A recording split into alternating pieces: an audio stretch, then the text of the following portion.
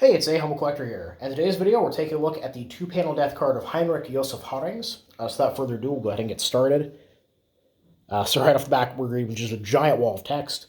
Starting from the top, in permanent loving memory of my beloved, kind-hearted, unforgettable husband, my dear good dad, son, son-in-law, brother, brother-in-law, uncle, nephew, and cousin, Heinrich Josef Harings, a Feldwebel, which is the equivalent of a sergeant, and Zugfuhrer, which is like a platoon commander, in a motorized Grenadier Regiment, bearer of the Iron Cross First Class, the Iron Cross Second Class, the Eastern Front Medal, the Infantry Assault Badge, the Wound Badge in silver, and various other awards. In an unprecedented, brave sense of duty, he gave his young life for his beloved homeland on September 30th, 1943, during the heavy fighting on the Dnieper, at the age of 30, the day before completing his 7th year of service, after he had seen the Sudeten invasion and the Poland Western and Eastern campaigns. So, right off the bat, even before getting into his casualty card, Heinrich here had served in the military for well prior to World War II, was highly decorated, had been in essentially every major German operation up to this point. I was actually able to find his casualty record. I'll put that up on screen. Heinrich was born on June 14th, 1914 in Konz Karthaus, and was a member of the 11th Company of Grenadier Regiment 41 Motorized. He appears to have been killed by a gunshot wound to the lung in Balyka, Ukraine, and his unit was part of the 10th Infantry Division, which would later become the 10th Panzer Grenadier Division. And then moving down to the bottom here. So, in deepest pain, Trude Haring, born Polenz, who I'm assuming is his wife, and their daughters, Lieselotte and Brunhild, along with their relatives, and they're sending their condolences from Konz, Gotenhofen 54, and from the field on October 31st, 1943. And it looks like there's going to be a mass, or there was a mass, Ministry of Souls, Saturday, November 13th, 1943, before 10 a.m. in the parish and monastery church in Karthaus. So moving to the back here, we have a really awesome photo of Heinrich. So what's really neat about this photo, he's holding his sword there. So seeing swords on photos like World War I death cards, not super uncommon.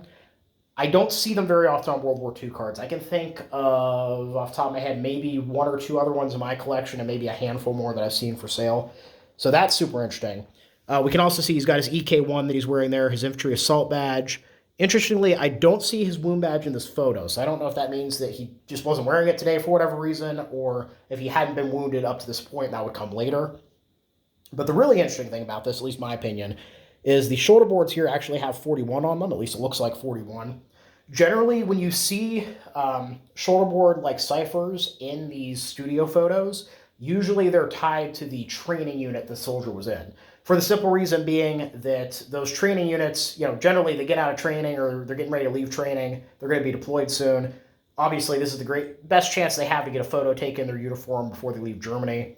So yeah, usually when you see these shoulder ciphers, they tie back to the training unit. This is the first time that I can remember that a card in my collection is actually tied back to the unit they were serving with in the field, which makes sense because he's wearing all of his awards. So obviously, this must have been on some leave that he was back home that he decided to have this photo taken. And yeah, it's a really good photo. He looks very confident in himself and his abilities. At least that's the vibe I'm getting from this, the way he's holding his sword.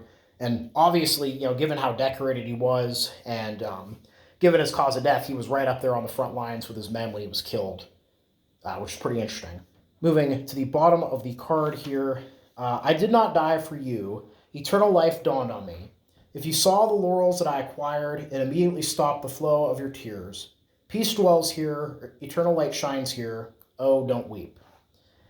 And I actually forgot, I have another card for a member of the 10th Infantry Division. I'll put it up on screen here, for Franz Vess, who was a Gefreiter in the 3rd Company of Pioneer Battalion 10, which was attached to the division. He would be killed in Riga on July 8th of 1942. So almost over a year before Heinrich was killed. But yeah, overall, very interesting card. Really a lot of great information, really interesting photo. I hope you guys all enjoyed the video. Please leave a comment down below. Love hearing from you. Thank you all for watching. Happy collecting, and I'll see you all again very soon.